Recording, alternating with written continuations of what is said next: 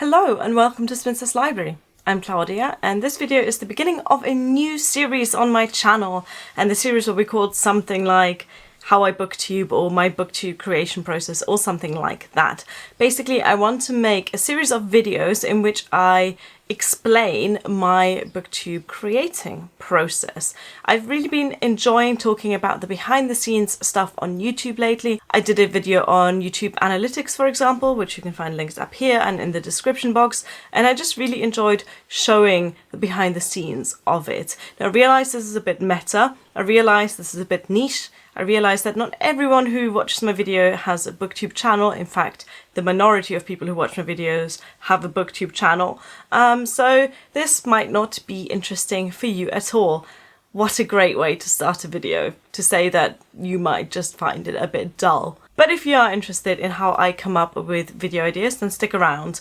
And without bragging, a lot of people comment on my video ideas and on my formats because while I stick to a lot of the traditional booktube formats, I also sometimes come up with something that's a little bit out there, something that hasn't been done before, or something that you don't normally find in the genre of booktube. By the way, if you come across this video and you don't know what booktube is, let me just explain. It is a genre, a community of YouTubers who talk predominantly about books. Books that we read, books that we want to read, books that we've read, books that we don't want to read, just books. Booktube. The rest of this series, by the way, will be a lot more technical, in which I explain, for example, how I film, what setup I use, or I will go into the technicalities of editing. But today is just about the process of coming up with ideas for videos and about how to organize these ideas. And this is just stuff that I do. This is not an instructional. This isn't to say that you have to do the same thing. In fact, I'd be very interested to hear about your method in the comments. If you are a booktuber or a YouTuber of any other genre, then let me know how you come up with your video ideas. Now, in my head, I kind of categorize my videos into 4 different types. The Hogwarts houses of Spinster's Library, if you like. The first one is what I call traditional booktube formats. And when I say this, if you watch booktube, you know exactly what I'm talking about. TBRs, book hauls, wrap-up, book review videos, book tags, reading vlogs.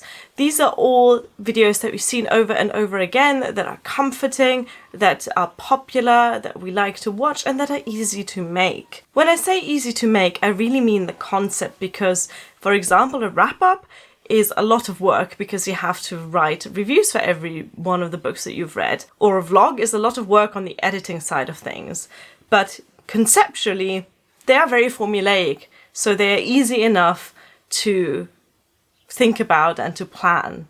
Some of these formats I'm more drawn to than others. I really like a wrap-up video. I do one every month because that's just my way of putting reviews out there. I generally speaking prefer wrap-ups to individual book reviews, both as a viewer and as a creator. And tags are the ultimate booktube video type to fall back on when you are completely out of ideas.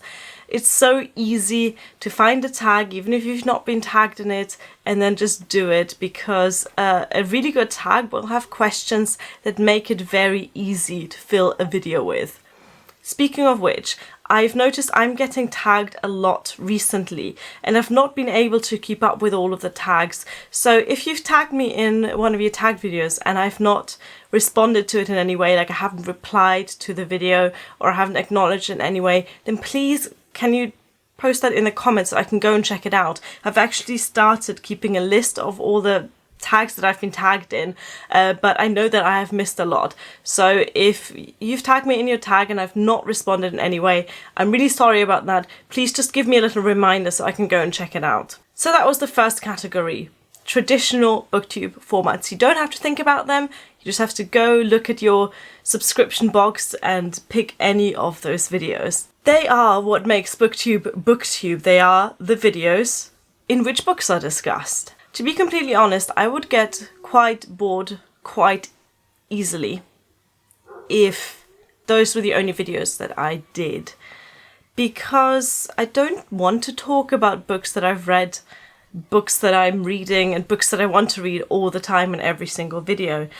So that's why we get to the second category, and it's possibly my favorite category of video to film, but it's also the one where you have to be a little bit creative to come up with the idea, and I will call that category a combination of books and other interests.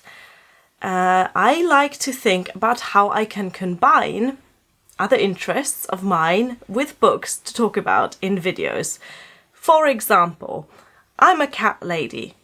Everyone knows I'm a cat lady, and I have done a few videos in which I combine the topic of cats and the topic of reading. For example, way back when this was a Geo channel, I did a video about catifying my bookshelf. And for those non-cat ladies in the audience, catifying means making a room or a piece of furniture cat friendly. So I got some tools, I bought some stuff on Amazon, and I transformed my bookshelf into a space that my cats enjoy. In fact, they do still enjoy that a lot. So this is one way of combining my interests of books and of cats. I'm also very interested in politics because, well, they affect us all, whether you like it or not. So I did a video, for example, with my husband about whether we are living in a real life dystopia. And this was a really fun / terrifying discussion that we had. And it combines what we perceive in the world around us, what we perceive in politics and in news, with what I know about dystopian societies from reading dystopian fiction. So again, combining reading with other interests. Another example of where I combined literature with something else was my Victorian lady author hair tutorial. And fun fact, this is the single most popular video on my channel is a hair tutorial. And it's only vaguely connected to literature because I basically modelled the hair after Charlotte Bronte and George Eliot. People seem to really like that. So, you know, you can step out of the box and still remain vaguely connected to your booktube core. So if you're out of ideas, or if you're in a bit of a slump, or if you're fed up with doing TBR after haul after wrap-up video, think about what you like, or what interests you, or what you have an expertise on in your own personal life. For example, in my professional life, I researched the early 19th century in Britain. I'm a musicologist, so I look at a specific aspect of music in that time, but I have a general interest in the time period of the early 19th century. So last year I did the 1818 novel project, in which I read books from 1818. So that's combining a professional interest of mine with literature, and I loved it. The third category of videos is what I will call original booktube ideas. And of course these are hard to come by because you feel like everything has already been done. But every now and again, someone comes up with something that hasn't been done before. And I am happy to say that I think, correct me if I'm wrong, no one has done reacting to books while reading them yet. So I did this way back with Rebecca by Daphne du Maurier, where I read the book, and after every chapter of it, I recorded a little sort of 5 to 30 second reaction of it. And then I just edited them all together, just cut them all together and chained them. And that was so much fun for me to film that I did it again with the Robert Galbraith novel that came out last year, Lethal White. And I also did that with The Hunger Games by Susan Collins, where I just thought, you know, this is a book that people have read, this is a book that people can connect with, and me as a first-time reader reacting to reading this book for the very first time is something they might find interesting. And I'm not expecting this format to catch on at all, but I am expecting myself to use that on future books as well. So that's the third category of videos. If you have an original idea, then amazing. Just make sure that it hasn't been done before. So even if you, for example, if you come up with an original tag, make sure, just Google it, search for it, make sure no one's done it before, because people don't take too kindly if it's perceived that you copy their content without credit, even if you genuinely came up with that idea all by yourself and independent of their video. Just a bit of etiquette there. So for example, I did an original tag last year called the Cats and Books tag, obviously. And before I filmed it, I made sure that there hadn't been a Cats and Books tag before. And the fourth category of videos that I make is videos that have nothing to do with books. Just occasionally, I don't want to talk about book-related issues. So for example, on April the 1st, I uploaded a fun little video that's a weight loss video for my cat Beedle. It's got nothing to do with books. It's not a serious video. Beedle is still a chonk. He didn't actually lose any weight, but don't tell him that. It was just a fun thing that I wanted to do. I wanted to make a video called From Chonk to Strong, and so I did it. You should definitely check out the cat weight loss video because it is adorable and not many people saw it, unfortunately. So if you're a booktuber, don't be afraid of making videos that have nothing to do with books. Yes, you probably won't get the same amount of views, but then you might be surprised. Your channel is entirely at your discretion. You can do videos about whatever you like. Fancy doing a what I eat in a day? Do a what I eat in a day. Fancy doing a fashion haul? Do a fashion haul. Be aware that the people who subscribe to your channel do subscribe for the book content, and I'm very aware that the people who subscribe to this channel subscribe for the book content, but that should not stop you, and indeed does not stop me from occasionally making something that's just nothing to do with reading. We're all three-dimensional beings. We don't just literally sit there and read day in and day out. Next, let's move on to the practicalities of coming up with the ideas and keeping them organized. Now, the study of creativity has kept awake many a researcher and psychologist, so I'm not going into how to think creatively and how to actually come up with ideas.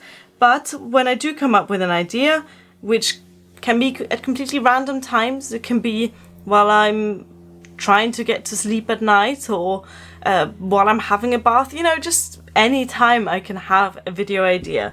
And what I do is then add it to a list that I keep on my phone. And I use the list and note-keeping app Keep, which is a Google app, but there are loads and loads and loads of apps out there for Android phones and for whatever the other one is, iPhones. So just find yourself a good note-keeping app and then just write down your ideas. So every time I have an idea, I put it on this list. As you can see, there are a lot of ideas out there already. I think the last one I added was literary cat ladies. I just had this idea in my head of doing a video about cat ladies in books. I haven't thought any further about it. I haven't thought about whether there actually are any cat ladies in books or what. But I had the idea, so I put it down. And then when it comes to the next step, which is to actually plan a video, I look at this list and I think about what to do. What am I going to plan? What am I going to film? Now, I don't keep TBRs, wrap-ups, book reviews on this list because they are obvious. I don't have to think about them. This is just for other video ideas, so I don't forget them. And I would highly recommend that you keep track of your ideas, whether that's on your phone, on your computer, on a piece of paper, in your bullet journal, on a notepad stuck to your fridge. There's lots of different places that you can record your video ideas with. Just make sure that you have a record of them, because you will forget them. The last point I wanted to talk about really is don't worry if you don't have any ideas, because there are so many established formulas that you can just fall back on. Say you want to film a video but you haven't read a book in 2 months and you can't be bothered to do a wrap-up of 2 months ago. You can barely even remember what you last read. Maybe the book you're currently reading is a bit crap, so you don't want to talk about that. Just have a look inside your YouTube subscription box and just copy one of the ideas. Oh, I could do a reading blog of my crappy book. I could do a little rant review. I could do a book tag video. Tag videos are so easy to do even when you've not read anything for ages. Or you could do a video about the books that you want to be reading but aren't reading at the moment because you're in a bit of a slump. Or you do a video about something completely different, like a recent fashion haul or a video about your shiny sparkly nails. There are lots of different ways for getting around a creator slump, but the easiest one is to just take an established format and run with it.